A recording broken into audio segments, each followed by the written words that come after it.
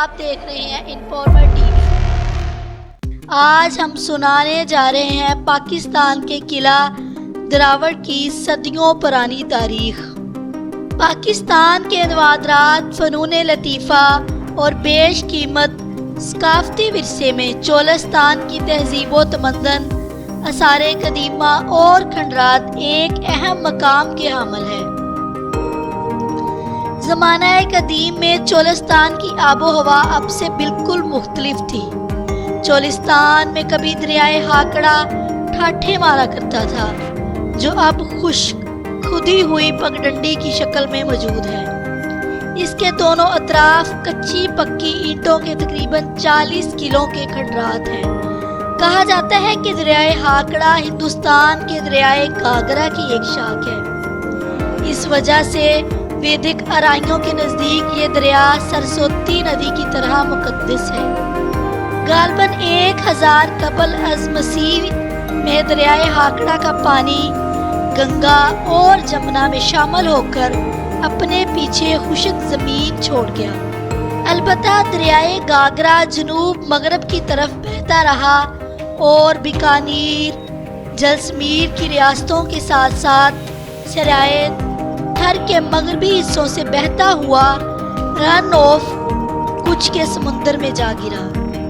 اس قدیم دریا کے کنارے کے ساتھ آج سے 50 سال تک 4000 سے زیادہ قدیم عمارتوں کے باقی ماندہ حصے موجود تھے، جن سے معلوم ہوتا ہے کہ 4000 قبل از مسیح سے اسلامی دور کے آغاز تک یہاں تہذیب و تمدن کے ارتقاء کی کیسی کیسی کہانی محفوظ ہے۔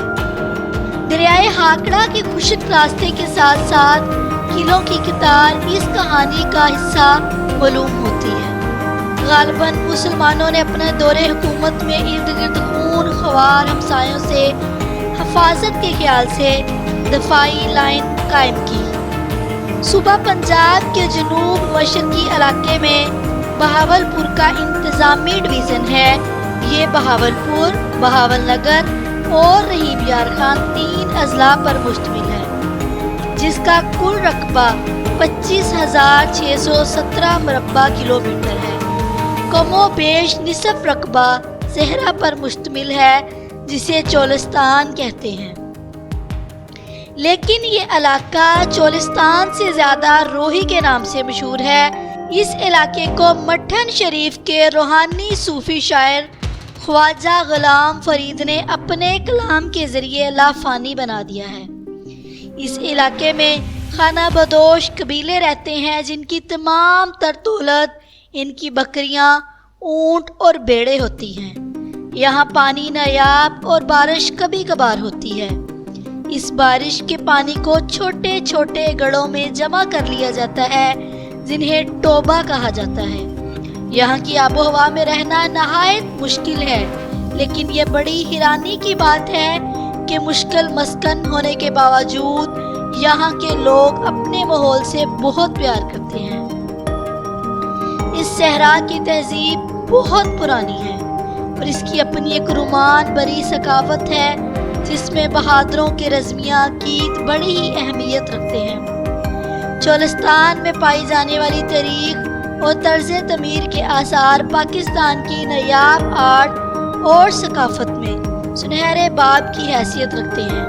زمانہ قدیم کے چولستان کی آب و ہوا آج کے چولستان کی آب و ہوا سے بہت مختلف ہے۔ چولستان میں پائے جانے والے عمارتوں کا دراوڑ کا قلعہ سب سے زیادہ متاثر کرتا ہے، کہ جیسے ریت کے سمندر میں ایک تباہ کن بحری جہاز لنگر انداز ہے۔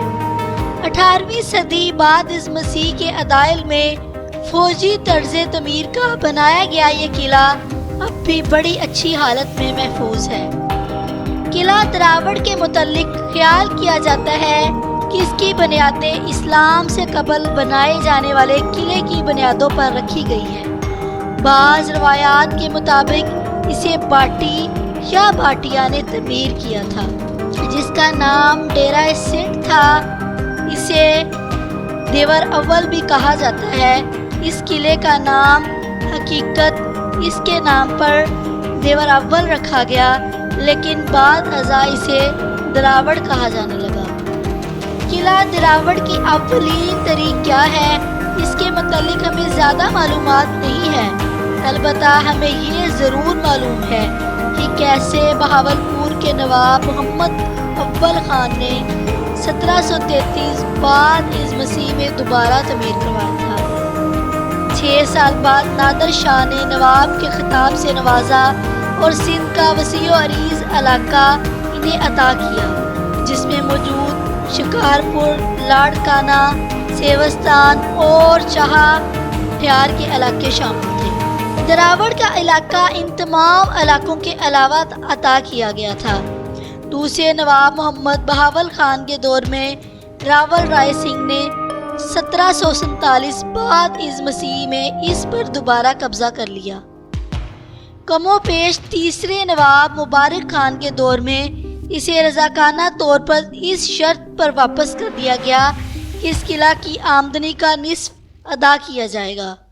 بہاولپور کا علاقہ اور قلعہ دراوڑ تیمور شاہ نے 1788 میں اپنے قبضے میں لے لیا اور اسے تھوڑے عرصے کے لیے شاہ محمد خان کی نگرانی میں دے دیا، لیکن جلد ہی چوتھے نواب محمد بہاول خان دوئم نے ان دونوں علاقوں کو اپنے قبضے میں لے لیا۔ 18ویں صدی کے آخری راز میں دراوڑ کا علاقہ بہاولپور اسٹیٹ کے سابق حاکموں کے کنٹرول میں تھا۔ شاہی قبرستان اور سنگ مرمر کی ایک بڑی خوبصورت مسجد قلعے کے باہر بڑے واضح طور پر دکھائی دیتی ہے۔ یہ جگہ ایک بڑی عمدہ کاروباری مرکز خیال کی جاتی تھی۔ قلعہ دراوڑ میں 40 برج، اندر ایک کنواں اور مرکزی دروازے میں پانی کا ایک بڑا تالاب ہے۔ قلعہ چکور تقریباً 220 میٹر رقبے پر پھیلا ہوا ہے اور بل کھائے ہوئے دریا کے کنارے مشرقی سمت میں قلعے کا کلیدی پھاٹک ہے۔ اس کے زیادہ تر برج ابھی تک قائم ہیں۔ مزید اس طرح کی ہسٹوریکل ویڈیوز دیکھنے کے لیے ہمارے چینل کو سبسکرائب کریں۔ شکریہ۔